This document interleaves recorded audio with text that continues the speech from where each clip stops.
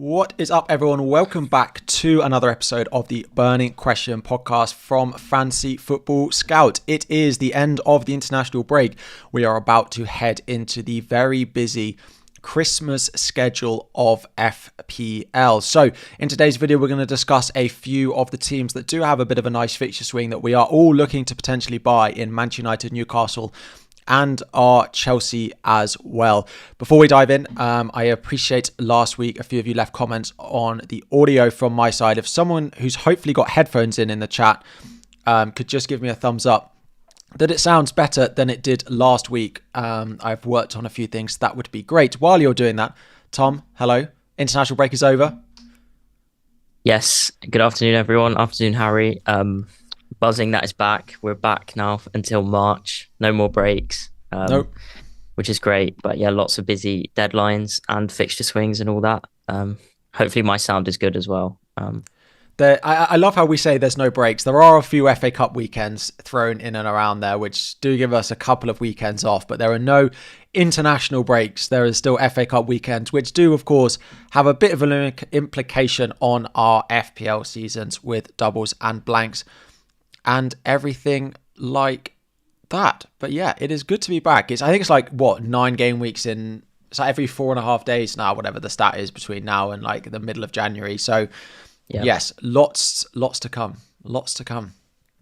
Yeah, bring it on. Do we have to go over game week 11 again or not? No, we don't. Don't worry. I forgot what I got. I haven't got the scores for game week 11. We're going to go straight in. And actually what we're going to start with is having a look at some of the fixture spacing. So we spoke about that. There are a lot of fixtures, not only from the Premier League, but there is cup fixtures. There's also European fixtures in there as well. So we're going to start off by having a bit of a discussion about how this impacts the way that we're picking players, how it impacts potential rotation, which teams have it worse. So we are using a chart from Lego Mane on Twitter or on Blue Sky now as well. The red spacing means that there is a short turnaround, yellow sort of medium turnaround, and then the green is the long turnaround. You can see the teams with Europe there, that there is a lot of fixture congestion, whereas you have some of the teams lower down that don't play in Europe having a much bigger turnaround apart from when they have midweek fixtures. There are a couple of teams which I think are quite interesting. Liverpool actually have it quite bad, particularly between Manchester City, Newcastle, and then Everton, particularly because that Everton game is a 12:30 kickoff. Arsenal are actually very lucky with their spacing, particularly because a lot of their games are at home and their away games against teams in London, which I think is a big boost to someone like Saka. So their away games are, then they've got Palace, they've got Brentford, they've got Fulham, and West Ham are like Arsenal's 4 away games, right? And they're all in London. So that's a real boost to them. Whereas Liverpool's there's a little bit more travel, but still, like Liverpool to Newcastle, Liverpool to Everton, like there's less travel involved than it could be. City in there, Chelsea in there as well, and then you come lower down the list. So first question of course is, we speak every Christmas, right? That there is big rotation. How does it affect your plans and the way you are buying players? I tend not to get too drawn into it. Like I think there's always, it's a little bit overstated every year than what we actually get.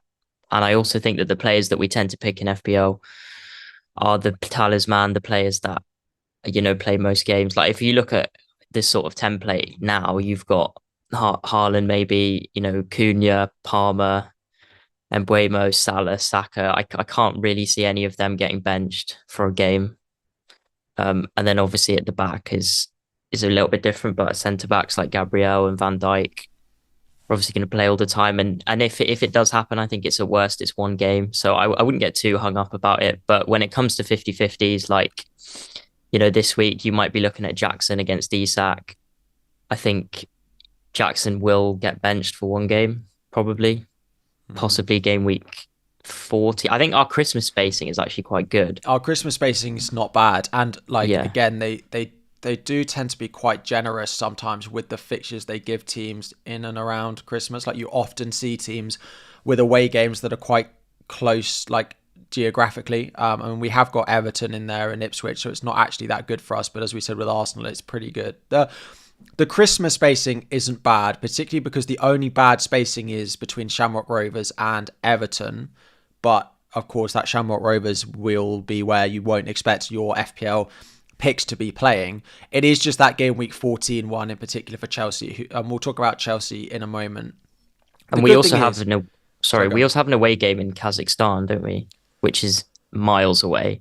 Yes. But there's a good chance we'll be on 4 wins out of 4, in which case I assume they'll just take youth players I mean, Jackson won't be on that plane, I wouldn't have thought. No. And Palmer will definitely not, because he's not even making the squad. I think the good thing you can see when you're starting to add those filler players to your lineup, the likes of Wolves have, very nice spacing because they don't play any European fixtures. I agree. I think it's overhyped every year.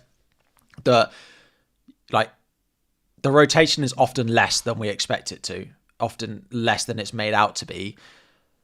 But it's the early subs that maybe come slightly more. I don't think you're going to get players missing, and players players will come on. You very rarely get a player who doesn't start and then doesn't get any minutes. Everyone's like, oh, you need a big strong bench for Christmas, but you don't massively need that because the player will come on anyway. It's just that they get 30 minutes rather than 60, 70. It's the early subs though. So trying to pick players who are 90-minute players is definitely more important now than I think it potentially has been. Yeah. And another thing I would say is players like Salah and Saka have been playing every midweek anyway. It's nothing new for them. And in a sense, you look at Chelsea, someone like Jackson, I think if you had to hold me to it, he will miss a game, or he'll come on, but he'll be benched. But he hasn't played a midweek all season. He's definitely capable of starting 2 consecutive games. All the players from European teams are capable of doing it because we know they've done it. And it's not like they're doing it every single week. It is mainly 2 weeks from a Premier League point of view. There are a couple though, I think Aston Villa's a really, really interesting example because they've got Juventus in the Champions League this midweek. And if they lose that, they're then in a position where they really need to win games. And they then play Chelsea, Brentford, Southampton, and then away at Leipzig in the Champions League. And that Southampton game would really, really scare me because they're not going to bench against Chelsea. They're very unlikely to bench against Brentford. That Southampton at home fixture looks like the prize one just before the Champions League game, before they go away to Nottingham Forest in the week after that. That Southampton one, for example, feels scary that I expect Duran to play that in place of either Watkins or Morgan Rogers. So that's the one. And the issue is it is often the easy game that you get a player miss out on, right? Because that's the one that they expect that they can rotate in. So there are specific games. I don't think it's a problem for the whole period. But yeah, as I said, that one for Aston Villa is a slight concern. The Chelsea one away at Southampton is probably our biggest concern if you were to pick one game, just because of the games either side and the spacing at Christmas is okay. Man United, they've got just for Fafana, anyone with Fafana, I think, prepare for a benching in that one. We'll talk specifically about Chelsea. You've got Arsenal's is pretty good. They've got a pretty close between Fulham, Monaco, and Everton at home. But again, I don't expect Saka to be really missing those games unless he's not fully fit. And then Manchester City. Manchester City, we've got rotation prone players when they play once a week. So it's only going to get worse for them when they play twice a week. So someone like Rico Lewis, I do have a bit of a concern on, partly because I don't think they keep clean sheets, but yeah. Thing with Villa, right? If they beat Juventus, they will be basically through, won't they? I think. Mm-hmm. So there could be the potential they rotate in Leipzig as opposed to. Yes, but if they don't beat Juventus, then they need to beat Leipzig. True. If they want to finish in top 8, then they have to win, I think, 2 more. Is it 2 more? If they lose to Juventus. If they beat Juventus, they're basically done, aren't they? Yeah, if they beat Juventus, then fine. But you can keep an eye on that game when it does come around. Yeah. We've had a few questions in the chat, so let's start off with our team, Chelsea, and we will do our best without a little bit of bias. And I've actually gone off Chelsea quite a lot since we last spoke. The more I've thought about it, the more I'm concerned about particularly that Southampton midweek game. So on the right, you've got the list of fixtures that we've got for like the next 15 weeks, just so we can see the long term, and that's why a lot of people are looking to buy into them. And then you've got a list of the attackers who have had minutes and a list of the defenders that have had minutes for us so far this season. So I think the first thing we can start off with is defensively. Yeah. Defensively, our numbers are not fantastic. We've been okay. I think I've got defenders' numbers in here somewhere. But defensively, we've not been perfect, but we've been okay. The fixtures are there. Any defenders that you recommend? I'm seeing a lot of people ask about Gusto at the moment. Yeah, the Gusto one I don't understand because we have three fullbacks competing for significant minutes minus Veigar. So, and two of them will always play. And like it could be James and Cucurella this weekend. Like there's absolutely nothing to say that it can't be that.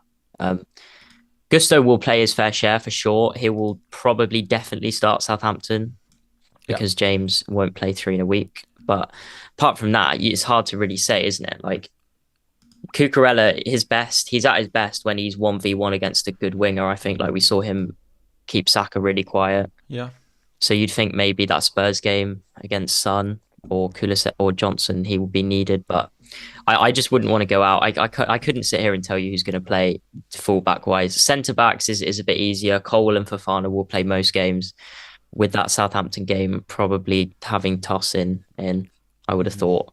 Because the last we heard, Fofana can't play 3 times in a week, but maybe that's changed. I don't know. But yeah, it's Cole, for me, it's Cole, Will, or nobody, I think. Yeah, I think I probably agree. So looking at the data, we're sort of mid-table for XG conceded so far this season. But with fixtures like this coming up, you would expect it to improve slightly. We're around the likes of Newcastle, who people are looking at Lewis Hall. We're around the likes of Everton with people going Mikalenko, Bournemouth, Villa, even like Man City. We're pretty close between a lot of these teams for similar underlying data. I agree. Like the fullbacks are the ones that look exciting, right? And people know what Chelsea fullbacks of the past have been like, but there is too much concern. Even like halftime subs we've seen for them over the past like couple of weeks, depending on the game and how it's setting up. Like Gusto can play left back, Reece can play left back, Cucurella should be playing left back in my eyes. Right back, you can have either of them. So you then go, well, I'm going to look at the centre backs, and I would just go Colwill over Fofana. The only slight benefit to Fofana is he's passed his 5-game suspension for yellow cards, whereas I think Colwill has 3. So there's a small chance that Colwill gets it for that, whereas Fofana has already had that suspension. But as Camden Liver is saying in the chat, would I go for Fofana over Colwill? Absolutely not. I think Colwill is probably the only defender of Chelsea that will play every game between now and the end of the year, unless he gets that 5 yellow card suspension. Yeah, and I do want to shout out Sanchez. Like, whatever you think of him as a player, I would be very surprised if he got dropped. I just can't see it. Like Maresca keeps praising him. I think on the whole, he's actually like, he's done a couple of stupid mistakes and he keeps giving the ball away, but he's actually made a lot of good saves this year. He's won save of the month twice. He's saved us at the end of matches, like that Forest save. Yeah. So I would be so shocked if he was dropped. Yeah, I agree. I don't think Sanchez will get dropped. If I was picking a goalkeeper on wildcard, it would be Sanchez, Verbruggen, or David Raya that I would be going with. It'd be one of those 3, as Sally has just asked in the chat. The good thing about the good thing about Sanchez is none of our defenders have real upside, really. That are also nailed. So you could say, well, Reece James has upside. Yeah, he does, but he's also not nailed. So Sanchez is probably, if Sanchez was to play the same number of games as Colwill, Sanchez is the best Chelsea pick. Whereas if you look at Brighton, he's making saves as well. Yeah, if you look at Brighton, there are other ones with more goal threat than our centre backs. If you look at Arsenal, you've also got Gabriel and Saliba who can score goals as well.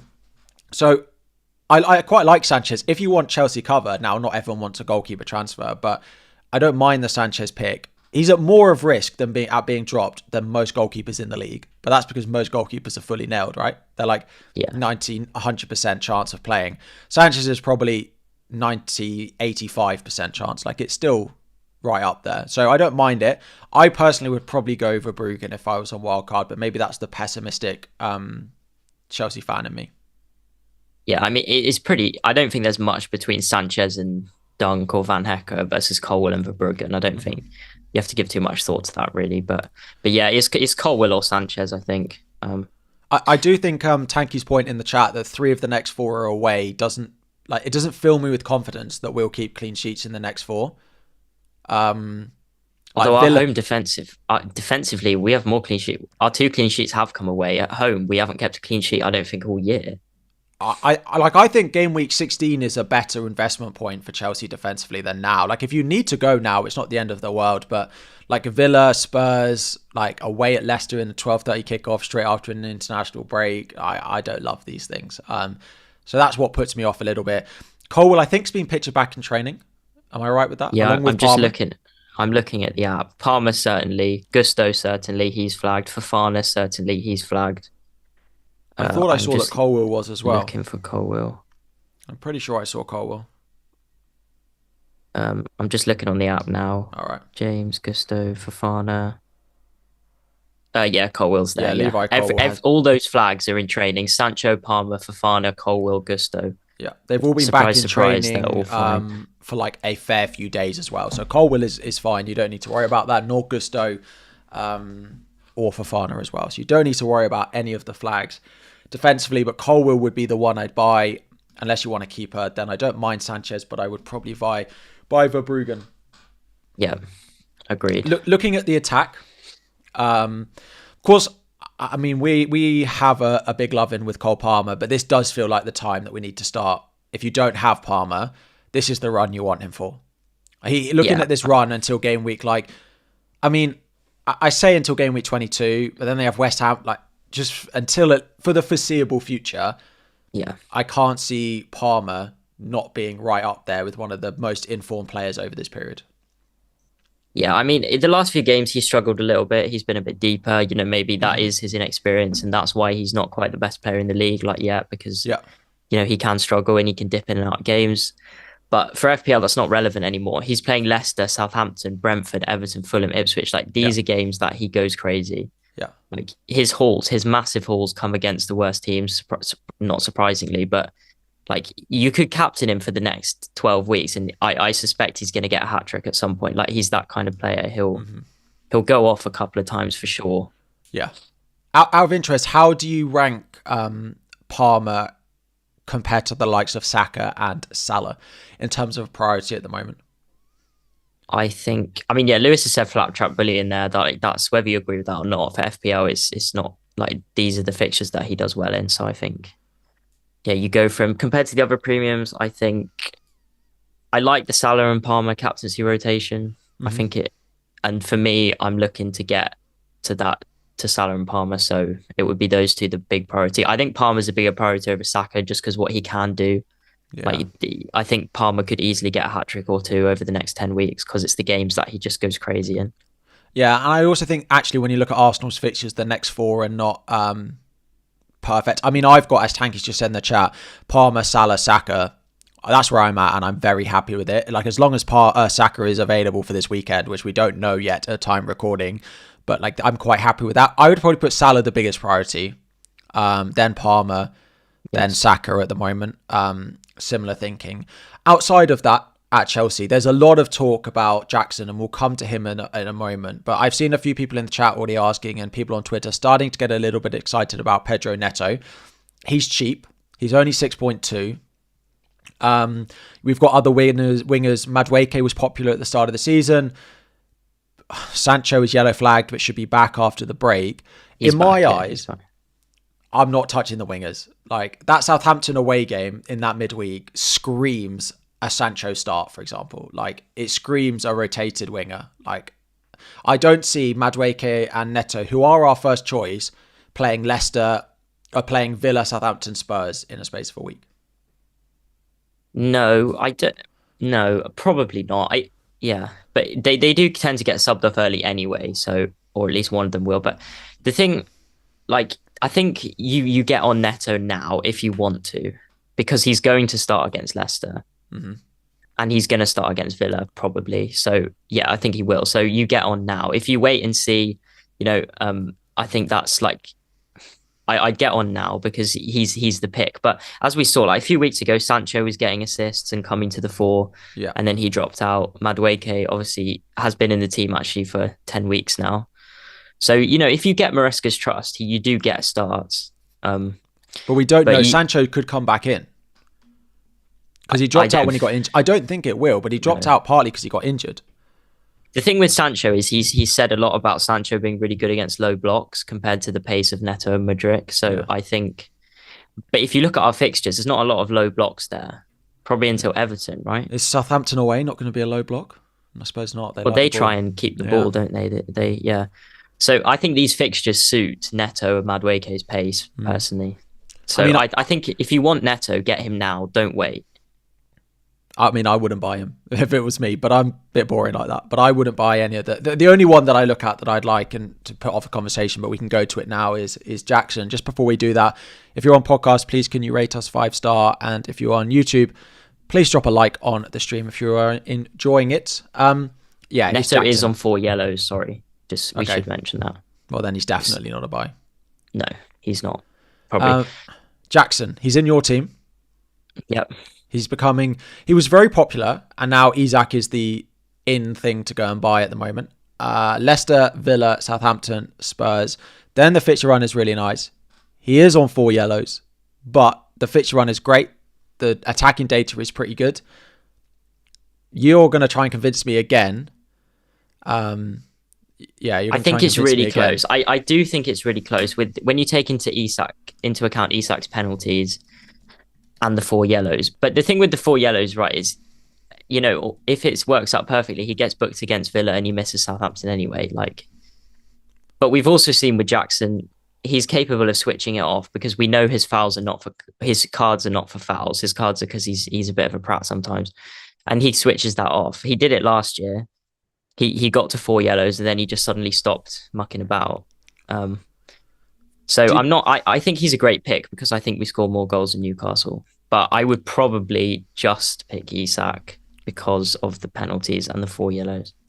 So my concern, and I may be writing complete wrong narrative here, is that I really worry now that they get him deliberately booked against Aston Villa. And they tell him, but then you look at 80 minutes in, go and get yourself booked and then we'll take you off and you'll miss Southampton and you'll be then absolutely free to play the rest of them. That's my concern, that they know. I'd be shocked if that's going to happen. Do you think? Yeah, I think it's but we see it happen, and that is a perfect game for him to miss. And then they don't. It's not like he can just behave and not get booked. He will then have the same issue going forward, which we could miss the following games with him as well. But at Southampton game going Sunday, Wednesday, and then Sunday, but it is Spurs, just is really, really putting me off the chance that there will be one of that attacking 4 that doesn't play. At least one against Southampton, I think. Probably one of the wingers. It might be both. But we've all got 8 attackers, right? Like, you look in that week, Semenyo, João Pedro, Rodgers have all got good games. So it's not the end of the world. Here's a question: if bookings happen all the time, there we go. Yeah. If you were going into the Tuesday into Gameweek 14 and you had like Rodgers on the bench at home to Brentford, would you just bench Jackson? Yeah, all right, but no. But I'm actually asking if you do that. I probably wouldn't. If he's available, then I would play him.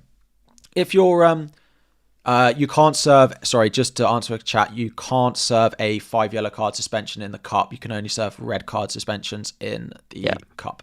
So that doesn't work anymore. Anyway. They used to do that all the time. I mean, I actually hate that midweek round of fixtures. Like, I look at that game week 14 and I think that it's actually really tough. Like, there's a lot of games which are very, very difficult to call in there. Like Arsenal United, you've got Villa Brentford, you've got Fulham Brighton, Bournemouth Spurs, like Everton Wolves. Like, there's a lot of games in there that I think are really, like Newcastle Liverpool. Like, there's a lot of games I think are really, really hard to call in there. So a lot of us don't have quite a strong bench. Plus, there will be like, if everyone's buying João Pedro, for example, that's the midweek game away at Fulham. That's the one that maybe there's risk of. So true, but they go Friday to Thursday. Yeah, but then are they Thursday? There must be Thursday, Sunday. Yeah, Yeah, they Thursday, are, Sunday, yeah. but Sunday away at Leicester. But yeah, I don't know. I've called on Jackson compared to how I was at the end of the stream last week. I do look at Isak and think maybe that's just a safer way to go. I think they're so close. I think they're so close. If Jackson was on 3 yellow cards, I would say Jackson every day. But yeah, it's tricky. I think, yeah. But yeah, I don't think you can do wrong. I think they're both going to do well. And I think, do we both agree that there's very little risk of Jackson suddenly being benched outside of a rest? Outside of a rest, oh no, I'd be Yeah. very surprised if that happens. Yeah. Yeah, That's because not my concern. you do see people talking about Nkunku. Like, we know he's a great player, but Jackson just gives us so much more. Cool. Let's have a look at the other striker then. Let's talk a little bit about Newcastle. So their fixture run is not quite as much of a sea of green. They've got West Ham, Palace, then it's Liverpool, Brentford away, Leicester, Ipswich, Aston Villa, Man United, Spurs. Then it gets not bad again from game week 21 onwards. What we've got so far on the left-hand side of the screen as well, for those of you watching, is the data for Newcastle so far this season in terms of expected goals and XG conceded. You can also see where they relate in terms of Chelsea as well. In terms of expected goals, Chelsea sit 4th, whereas Newcastle sit, what's that, like 11th or 12th? And then XG conceded, they sit right next to each other as well. So first one is defensively. Lewis Hall's probably the only one that I look at. But I don't look at these upcoming fixtures and think they're great defensively. No, they don't look the best. I think, yeah, there's some difficult away games as well. Brentford always score, Liverpool always score. Like away at Ipswich, no. You could work a rotation, I'm sure. But the other thing to mention is Dan Burns suspended this week.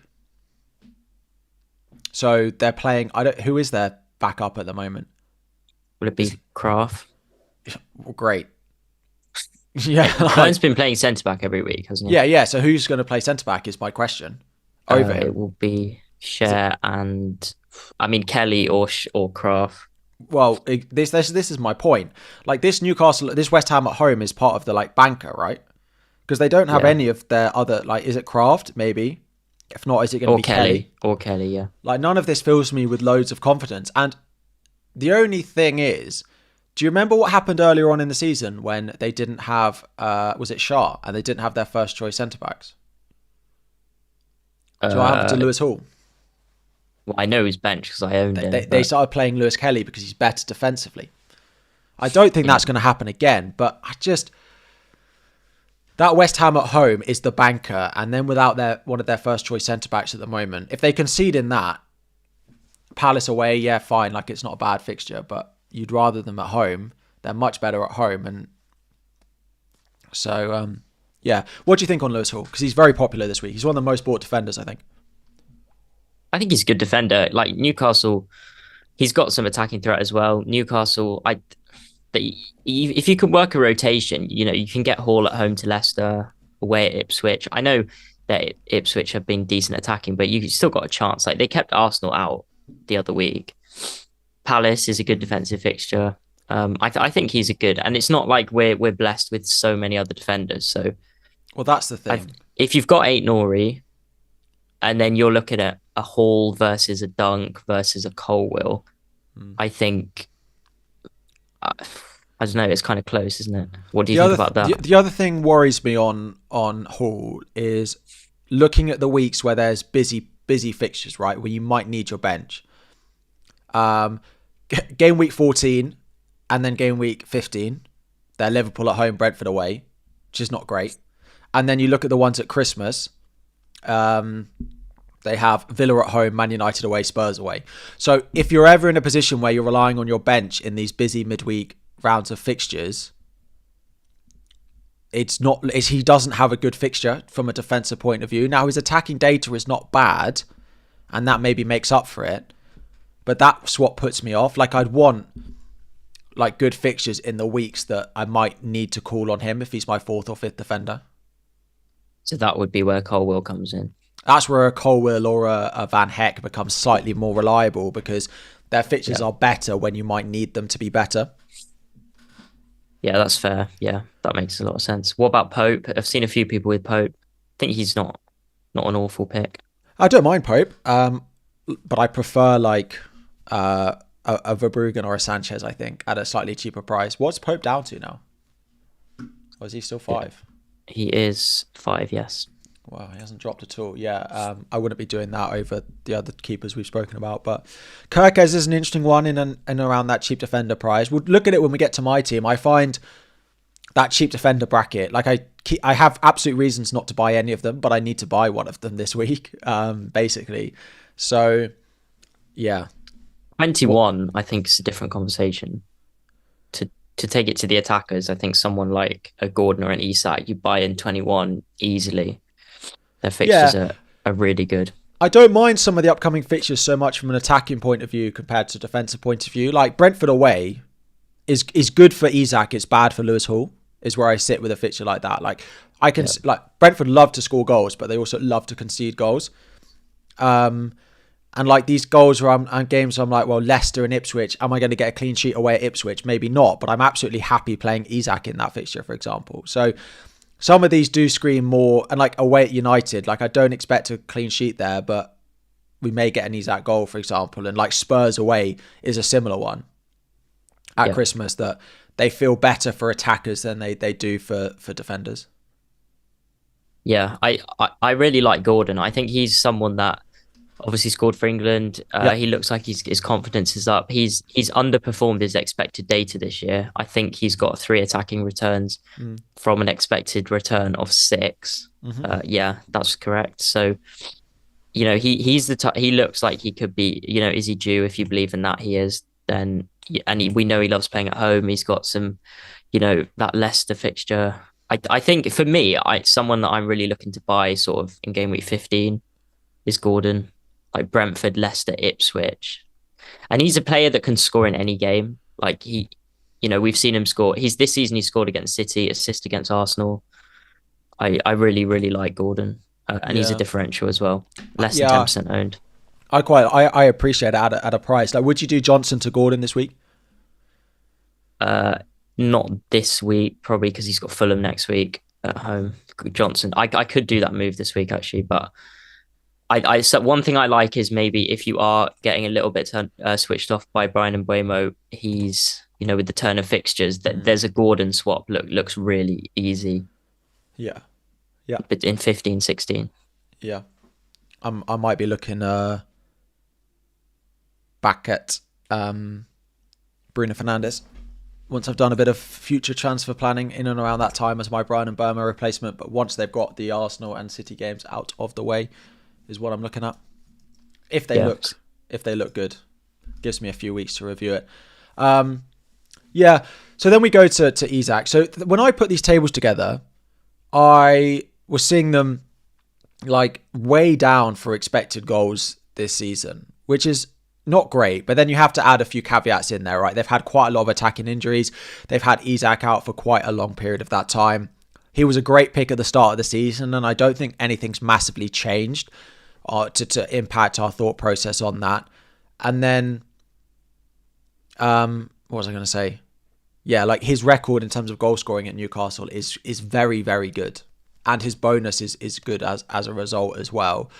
So I like Isak. If Isak and Jackson were the same price, we'd definitely be looking at Isak over Jackson. I think the price makes it a little bit more of a debate, especially now he's up to 8.5. But I do think Newcastle are turning a little bit of a corner. I'd like the fixtures coming up from an attacking point of view. And I just know he's going to play pretty much every week unless he gets injured. So the only thing is his injury record. Yeah, their data is very, very similar. Jackson 0.66. Yeah. XGI per 90. Isak 0.6. So it's really close. I think what's the price difference? 0.6. So, I mean, Man City boy in the chat told us to stop sitting on the fence. So I think if I had the money, I would buy Isak this week. But you wouldn't. You've got Jackson, so you wouldn't. No, sell. I'm not swapping. No, you wouldn't swap. But if I was buying one, I'd buy. I think I'm going to buy Isak this week. Is currently where I'm at with it. Yeah. Also, because I like the Monday night fixture. I posted this on Twitter about whether kickoff times impact your decision making. Oh, for sure. You want coverage. Like, I've thought about getting Gordon this week once. I only thought about getting Gordon once I found out they were playing on Monday. Also, Jackson's the 12:30 kickoff, and I was like, well, this doesn't feel quite right. And I know it's only for 1 week. Friday as well. Yeah, that's true. Yeah, that's true. No, it is silly, but it definitely plays a part for sure. Yeah. Cool. Is there anyone else at Newcastle that you've got any eyes on at all? Probably not. It's probably Hall, Gordon, and then Isak. Yeah, I mean their highest scoring player this year is Harvey Barnes, and when I saw that, I got interested, and then I looked at his minutes, and he's only started one of the last 4. That doesn't fill me with confidence of buying Isak. What? Who? The Harvey Barnes is their highest scoring player. Like, oh right, yeah. I was shocked by that, but yeah, he is. I'm just having a look at which forwards have the best underlying bonus, because I know Cunha is top. Outside of players' min appearances, let's put 3 mins per appearance once they start games. Bonus is this points. The baseline bonus? Yeah. João Pedro's is really good. Visa's good. Evan Nilsson's good. Wood's good. Cunha's good. Isak is up there. His baseline, is just below Cunha, so it is pretty good. It is pretty good. Yeah. It's nice to look at that, because I feel like we're seeing it a lot with Cunha, for example, that was a reason to buy him, because his baseline was really good. And the part of me's like, well, Chelsea will score more goals, but then if Jackson's got a lower involvement, then he's slightly less for bonus points. But yeah. Cool. Yeah, I don't think there's any other picks. I mean, like Guimaraes, Tonali, no, I don't think so. I think Gordon's going under the radar, though. I really like the look of him. It's just difficult to find that space in our midfield. That's the only thing. True, But yeah. Cool. And then the final one we're going to have a look at is Manchester United, of course, who have had their new manager take charge over the international break, and it looks like they have gone straight in to their new system. This is a graphic of a lineup that they played in a training session friendly thing the other week, last weekend, and it's just interesting. They've gone straight into the back 5 or the back 3, and it's just, I think, in a way, worrying seeing where certain players are playing in this system. And Tom, as a Dallo owner, I'm not going to try and scare you with what I'm about to say, but it doesn't fill me with like that much confidence on knowing who's going to play every week. So the few interesting things that they've done here is a back 3, but they're playing Shaw as one of the 3 centre-backs, which was kind of expected. We've seen him play that role as a centre-back before for Manchester United. Malacia also started. So they are both fit and available to play that left-hand side if they need to. Do we think they're available with no minutes? Well, I don't necessarily think they're going to start Ipswich, but you've got to think about it going forward. Yeah. And the other thing that's interesting, there's been talk about them playing someone like a Garnacho on the wing, or a Rashford or on the wing, or at the wing back, sorry. They've played Anthony there. So it is something that he has the ability to do, to play a winger as sort of the wing back in this new system. Start off defensively, because that would mean that we've got like Mazraoui and Dallo both competing for one side of this if Malacia and Shaw are going to take the other side. Yeah. I think the most interesting thing is Yoro at 4.3. Like, if they're playing 3 centre-backs and he's playing every week, he looks like seriously good value. 4.3.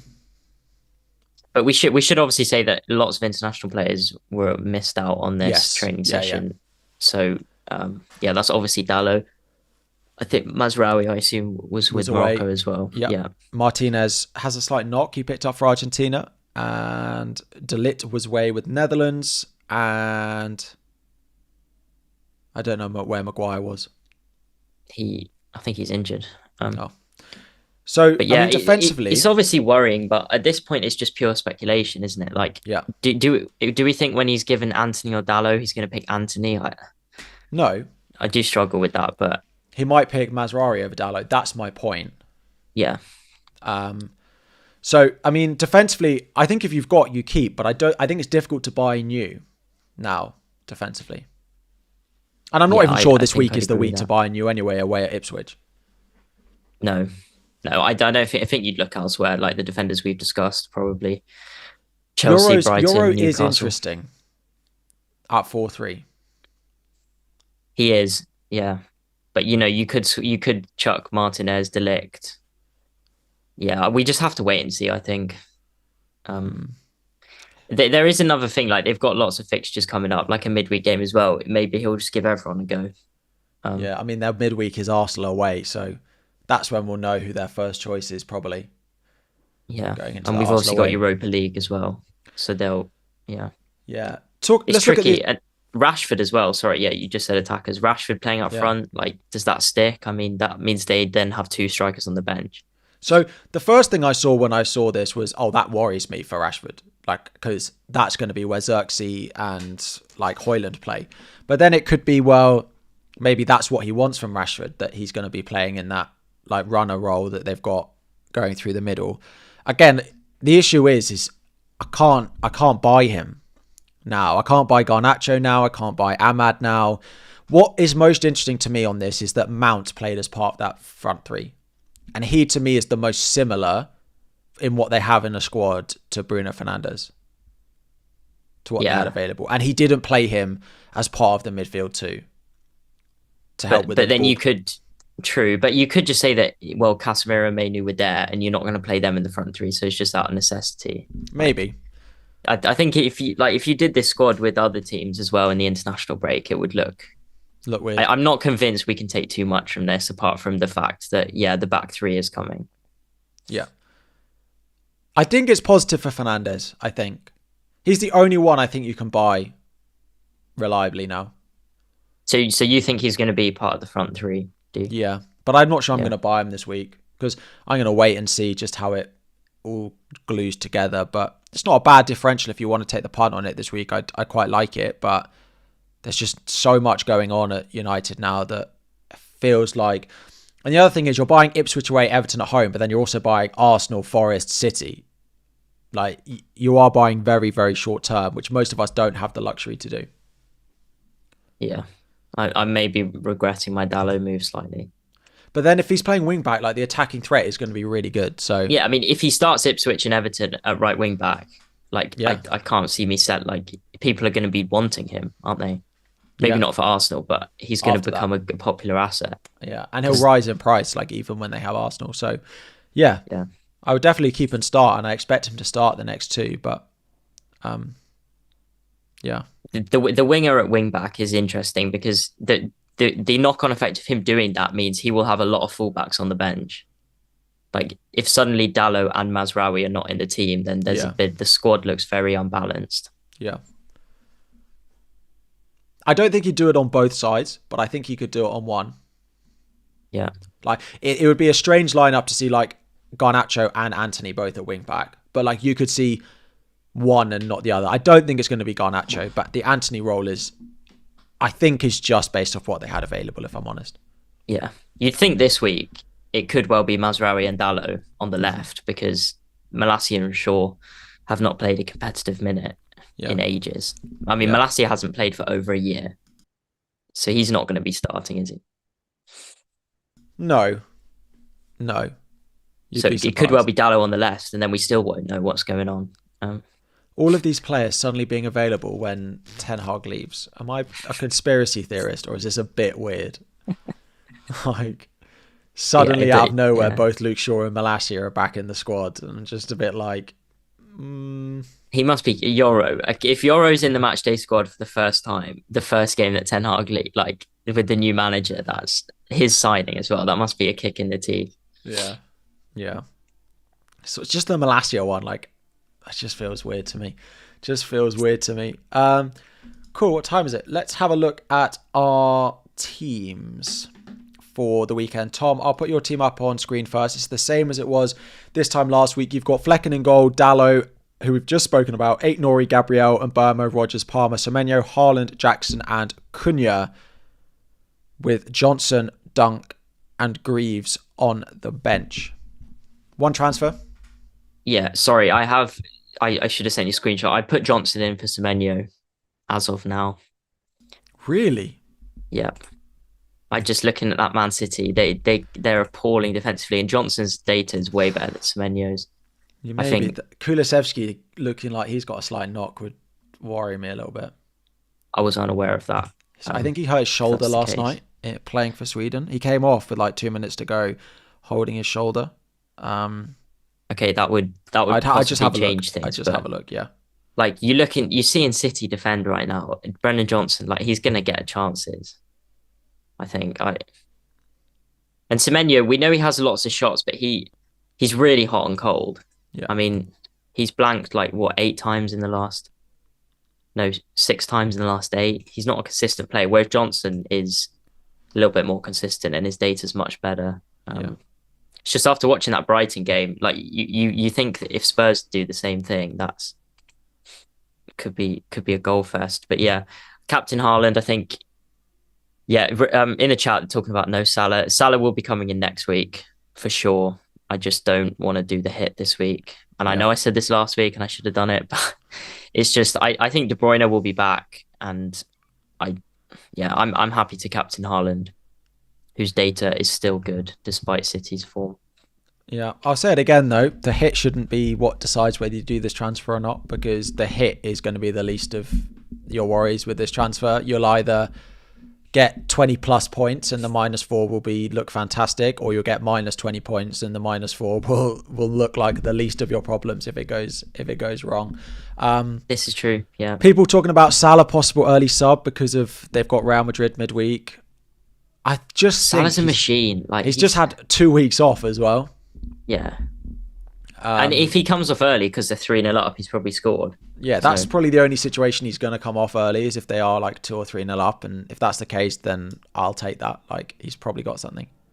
Yeah, I do think with Haaland that there is a swing coming. And this may be wishful thinking, but his data, he's got like more expected goals than Salah in the last 4. Like, the swing has been unbelievable. For Haaland to score 1 goal in 5 games off about 4 XG is crazy. It's crazy. Yeah. So I'm happy to go for it 1 more week, and then next week I can promise you now I'll be swapping. Haaland over Palmer captaincy. I just think the kickoff time. I think Chelsea. It wouldn't surprise me if we get like a 1-0 at Leicester or something. To be honest. Yeah. Would you be tempted to captain Palmer over Haaland? Over Haaland, I'd consider it, yeah. But I think there's goals in that Spurs team, that Spurs game, and we don't even know who's fit for them as well. Bentancur is now suspended. They might not have Romero. They might not have Van de Ven. Yeah, if Van de Ven's out, my word, Haaland could go nuclear. Yeah. I'm glad I've got points in the bank for the past couple of weeks off these transfers because I don't like it this week. Yeah. I'd captain Haaland. Yeah. So yeah, the possible transfer for me is Flecken to Raya. The more I think about it, I just want to get it done and just park the Flecken chapter. The 10 weeks with no clean sheets, just get rid of it. Because if I don't do it this week, Flecken has Leicester at home, and then I want Saka in 14. So I think I just need to do it. And I know Forest have been decent, but this is probably Arsenal's best chance of a clean sheet over the next 3 or 4. If I was buying goalkeeper this week, I don't think I'd be going Raya anymore. That Ben White injury just is. I've got this feeling that that's not going to be good for them because they're now back at the position where their first choice fullbacks are Calafiori and Timber, and we know what's happened for them when they try and play twice a week at the moment. And then one of them gets injured and the party where's Tomiyasu? It's just feels like another slight nail in the coffin of it a little bit. Maybe that's because I'm an owner and it looks negative if you own him, but if you don't own him, then maybe it looks positive. But that's my slight concern with Raya. If you've got Gabriel, would you not consider just keeping and then going for Bruggen or something next week? Yeah, but Yeah, but then I'm hitting out Flecken for Leicester at home. This is what I mean. Like, I think I just need to get it done. Yeah. I'm just not Otherwise, sure I'm I'd be. stuck with Flecken. I mean, I'm quite happy with Raya, but if I was buying new now, I don't know if I'd go for the double up. But the thing is, everyone has one, so a double up is one defender, really, isn't it? Like, Yeah. so and you look at like West Ham, United, Fulham, Everton, Palace, Ipswich, Brentford, Brighton, like these are, and then out the other side of Christmas, it's Leicester, West Ham, Forest again. I just want Raya, I think. Yeah, fine. Fine. Yeah. Anything So else? that's me. No? Yeah, Johnson Semenyo is the decision, basically. Cool. I'm hoping that Estupiñán plays for Brighton and Semenyo plays on the right wing and he has a little bit of space in behind. I have got my team. I took the screenshot before all of the flags were added because I don't really want to look at my team with 5 flags in it, although Greaves has been upgraded from a red to a yellow. We've got David Raya in goal with Fabianski on the bench, Aït-Nouri, Gabriel Lewis with Mikalenko and Greaves on the bench, Saka, Salah captain, and Burmo, Palmer, Semenyo, Solanke and Cunha. 2 free transfers, 1.3 in the bank. The initial plan of Solanke to Isak and Lewis to Konate I am now priced out of. I still think I will do Solanke to Isak. I just don't know who I'm going to bring in as one of my defenders. If I knew that there were no injuries over the international break, yeah, I would have done the transfers a week ago and taken the 0.2 value that I would, or sort of 0.2 value that I would have gained. But that's hindsight. And if a player had got injured, I would have been happy that I didn't make the moves. So, what's your defender budget now? 5.2. Estupiñán? Yeah, so I have wondered about Estupiñán, but I just think I'll want the money further down the line, and I'm not sure that I love it that much. I'm not sure it's quite the same system as it was of old, where we're going to be getting like attack and return after attack and return from him. Yeah, again, yeah, he started the last 3. He's got an XGI of about 0.6 in that time. It's not bad. So, as someone said in the chat, Chris Wood is absolutely going to score and wipe out my double Arsenal clean sheet. Locked in, absolutely. I will be there when it happens. Luca Dean is one I'm looking at. Robinson of Fulham is one that I'm looking at. Colwill I'm looking at. Konza I'm also looking at. Anderson, both the cheaper alternatives at both of those clubs. It could be Colwill. I don't think it will be Lewis Hall based off what we've seen, but I really can't decide on what to do. Not tempted to wait a week for Euro. But then it's like, well, I'm just buying it for Everton at home. Like I could. The issue is then like, well, I've got to play one of these defenders this week. I know it's not the end of the world. No, yeah, that's fair. I probably wouldn't do that. If in your case, I'd pick Colwell, I think. Do you think? Overhaul, I mean, I think your options are. I haven't looked at Robinson's rotation, so you might be able to tell me it's better. But I think Colwell or Van Heck are the two. Yeah, I consider. The thing is with someone like a Robinson is, I still like his attacking threat. And in a fixture run where they might not keep loads of clean sheets, I still like what he can offer going forward. Yeah. So I haven't fully decided on what I'm going to do with that defender spot. There's a very small chance that I decide not to do it just because I don't like any of them enough. And I just wait. Because statistically, the chances of any of those players I buy, like, who do I really want for a clean sheet this week? I think we're probably the best shout, aren't we? Yeah, away in a 12:30 kickoff. And I'm just like, well, I'm not doing that particularly. Like Villa at home to Palace, I quite like. Yeah. Who else is there? Robinson this week's one of his better ones. But then I've got Wolves and I've got Cunha, and I've got Aït-Nouri, and I've suddenly got triple up in Fulham Wolves. That doesn't feel great either. And then I move on to Sunday, and if I said I'm not buying Hall, it doesn't really leave me with very much for this week. So there's a chance I just end up leaving it. The issue is the value on Lewis going down, which I don't particularly want. Would you play Mikalenko or not? I could just play. Would I play Mikalenko over Lewis? Maybe. I think I would. I think City have got a very small chance for clean sheet. I'd probably play Greaves over the lot of them. If I'm honest, I'm at the point now. I'm pulling my hair out with defenders. I just play Greaves. Hope for a bullet header against United. It's coming. It's coming. He's going to do it at some point. That Palace at home in game week 14 when I'm going to play him. Midweek fixture, under the lights. Big 6-pointer, 1-0, Greaves goal. 15-pointer, not 6. Oh, yeah, I'd take a 6 at this point.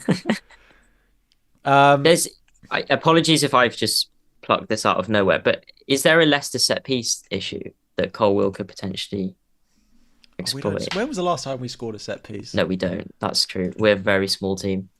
And Palmer's actually not that good at corners, but he doesn't always take them anymore. Like Enzo came on to start taking them the other day. Team stats. Let me have a look. Set pieces, goals from set plays, attempt from set plays, corners. Oh no, that's. I need. Yeah, let's have a look. Attempts from set pieces. We are fourth bottom. Only one attempt from set plays off being the worst in the league at set plays. That's not surprising, actually. Whereas crosses conceded, shots conceded from set pieces. Leicester are top. As in worst top. Worst. Yeah. There you go. It'll be for Fafana, but there you go. There's your Colwill narrative. Wolves are next. So anyone who's got, I might buy Anderson. Yeah. Triple up on Southampton are also up there. So maybe I should buy Canate. That's too late now. No. Oh dear. Who else is up there? Everton are next. So one of those Brentford defenders is probably scoring. Who created the most from set pieces? It's got to be Arsenal, surely. City, apparently. Arsenal are not actually up there. Oh, direct City, from a corner. We know Spurs can't defend corners. Arsenal are third for direct from corners, but they're lower down from all set pieces. Yeah. Arsenal have the joint highest most goals from set pieces as well. Apparently we've scored... Have we scored direct from a corner this year? Apparently we scored 2 direct from a corner this year. Jackson scored against Wolves, the back post. Interesting. But yeah, if anyone wants to let me know some defenders that... Like Dunk this week. I'm not buying Dunk away at Bournemouth when I've got Semenyo. This is the issue I've got. I hate all the cheap defenders. Someone in the chat, Shiraz, asking, Fafana is for me our best goal threat. Yeah. That doesn't mean you should buy him, but he's more likely to score than Colwill, I think. But he's also more likely to Old club as well. Just buy Fafana. Manager going up against his old club. I'll buy Dewsbury Hall hat trick, I'd imagine. I'll buy Fafana, take his 15-pointer, and then. Hello. Sorry, you're back now. You just buffered briefly. Oh, did I buffer or did you buffer? Well, it could be my Wi-Fi, but you said you're going to buy who? I'm going to buy Fafana, and then I'll take my 15-pointer, and then I'll sell him again. Fafana scores this weekend. we'll be here next week once Fafana scores. So if anyone has defenders that they want to recommend that I should buy this week, please let me know, because at the moment I'm at the point where I'm going to be starting Greaves with a flag at home to Manchester United, because I don't particularly want to play Lewis. And I don't really want to play Mikalenko either. I think you're doing Everton a bit of a disservice. Like, they've only conceded more than 1 goal once in the last 7 games. Wow, then I've got Mbermo though. Yeah. I think for someone of your management style, who there's not an obvious pick, I think you just play Mikalenko and just roll. Yeah, Dean is the one this weekend at home to Palace. Yeah. But then would it be impossible that they rest Dean before that Juventus game and Maatsen plays? Is it impossible? No. No, I think you're overthinking. I think that's overthinking. Dean started every league game now. He's going to start after the break. All right. I think for you, you don't seem that enamored by Colwill because of the kickoff time. And you don't like Lewis Hall. Yeah, you don't like Lewis Hall. I think for you, it's going to be Dean versus Van Heck. Probably. I mean, I could buy Konza. I think you buy Dean over Konza. Yeah, but Konza's 4.4. Villa just don't keep that many clean sheets, though, do they? Yeah, but he does score the odd random goal. 1 so far this season. The issue is I need the defender for next week as well. And he goes away to Chelsea, yeah. and I don't want that either. And Colwill seems like... I'm not playing Mikalenko away at United. I'm not playing Greaves away at Forest, and I'm not playing Brighton Lewis away next week. Yeah. Southampton at home. So we haven't mentioned Kirkes. He keeps getting mentioned in the chat. Yeah. I don't mind it, but then again, like I think the issue is I'm focused too much on clean sheets.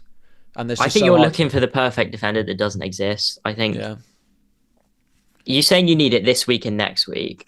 On over 2 fixtures, it's probably Brighton who have the best 2, right? Bournemouth and Southampton. Yeah, probably. I don't think you get much better than that. Leif Davis, go on. Yeah. Euro 15-pointer. Kirkes, Brighton at home, Wolves away. Like, it's not bad. I don't know. I might just end up rolling. And, like, genuine question. If I rolled, would you play Mikalenko out of my 3 defenders? Yes, I would. I think you're slightly... I think if you look at Everton's numbers over the last 6 or 7, they've sorted themselves out. And... but then I've just got him against Mbeumo, and I just don't like that. No. The thing with Lewis's attacking threat is really overhyped. He's not... You look at his XGI numbers. I mean, I think Mikalenko's are probably better. How much? Who have Leif Davis got? I've got United this week, so I don't know. I'm not buying that. And then it's Forest away, and then his fixtures are good in the weeks. Yeah. I don't mind Leif Davis if you've got him, but I don't think I'm buying him this week. Timber, not saying you can buy him, but yes, is he now a pick? No. I so much concern going into that Christmas period with Timber. Yeah. So yeah, that's where I'm at. I'm pretty sure I'll do Solanke to Isak. I just don't know what I'm going to... Captain Salah. Yeah. And then... And no temptation for Chris Wood over like Semenyo or something? No, I'm just going to let it punish me. If I'm honest. I know some people are saying that Brentford are bad in away games. It's really like staged to the games they've played away this season. Like they have Liverpool, City, Spurs, Man United and Fulham away this season. And at home they've played Palace, Southampton, West Ham, Wolves, Ipswich and Bournemouth. Like their home versus away fixtures make their data really, really skewed. Like the Fulham game, don't get me wrong, that's a real anomaly. Like that was really bad from them. And if they play like that, then yeah, I'll play Mikalenko. But I expect much improvement. Of course, Mbeumo didn't go with international duty, and I don't think Visa did either. So no, they both pulled out.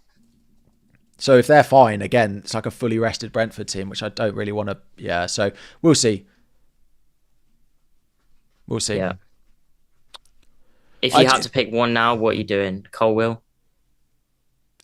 If I had to pick now, I'd roll and just stick with one of the ones I've got. Because I think I want a Brighton one, but I would buy it next week in case something changes in my mind. Like, there's no point. I don't think the trade-off between Dunk and Mikalenko this week is that big anyway. So. No, so I would just... Yeah. I would just play... Yeah. So right now, I think I'd just roll that defensive transfer and just do Solanke to Isak and just... Because clean sheets are so impossible to predict. I haven't seen if Rob TFPL has posted his percentages yet, but I can't imagine that anyone out of those teams has a massively high chance of a clean sheet. So, yeah. I'd have thought we're probably first out of Leicester, probably. Maybe. But it's obviously you're not going to back up. Yeah, here we go. Sheet. Liverpool top with 40. Arsenal top with 50%. Liverpool second with 42. Then Villa at 36. Fulham at 34. And then Chelsea and United at 32. But anything under 40 is a gamble, basically. Yeah. And the only ones above 40 are Arsenal and Liverpool. Should have just bought Konate, man.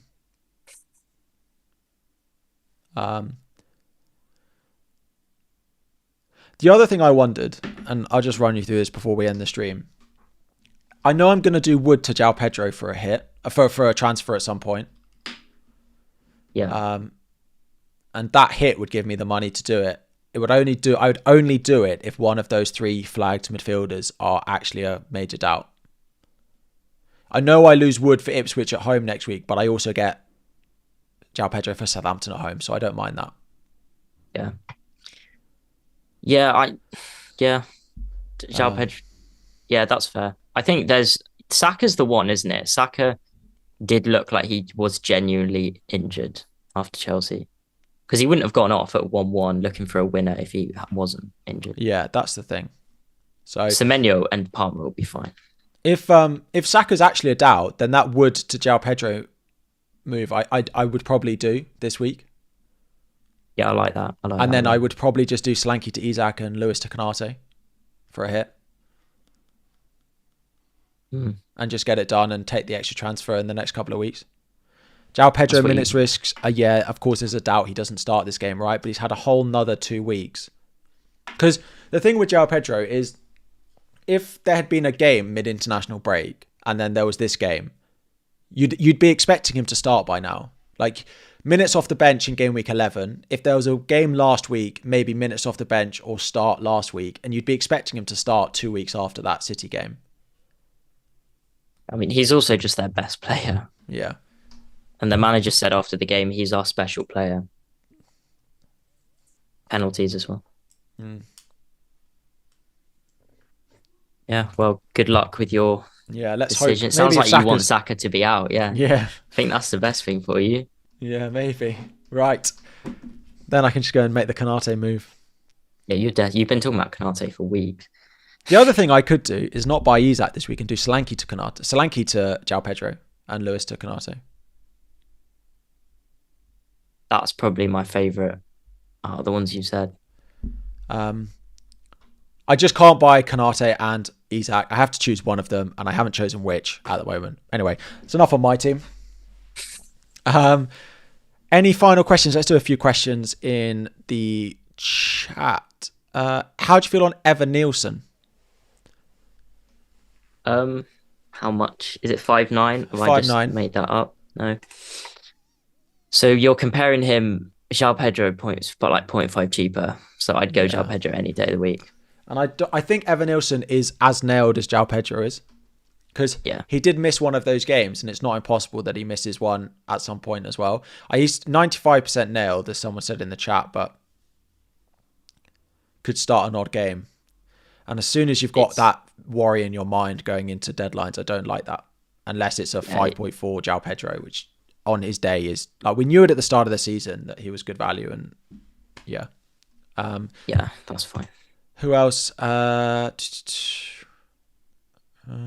Is Evan Nielsen nailed? That's pretty much... oh, would I do Johnson and Haaland to Salah and Isak for a -4? Well, based on the fact that Tom can do this transfer, I'll let him answer it. I can do that, and I'm not going to. But am I stuck in my head that it's going to turn around for Haaland? Probably. So, yeah, I wouldn't have complaints if you wanted to do that. It just depends.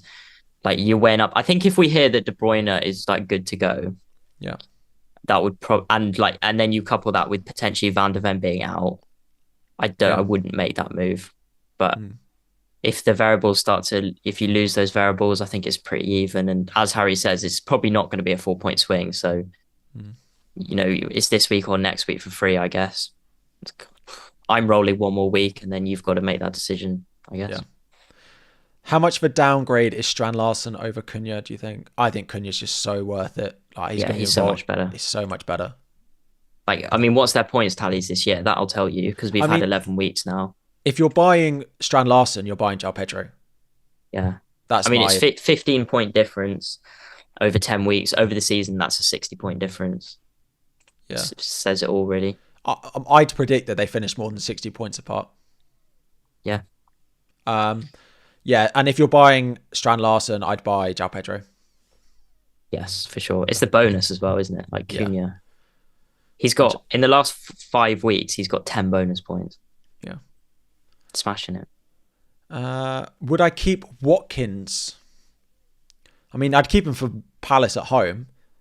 Yeah. But that Southampton game is too big a worry that he might not get enough minutes in it. Yeah, I think you need to be ready to lose Watkins. Having said that... some of their fixtures are the midweek round of fixtures that you were saying so tricky. Is he the best captain at home to Brentford? Yeah, quite possibly. Game week 14. I mean, Palmer probably. But yeah, yeah.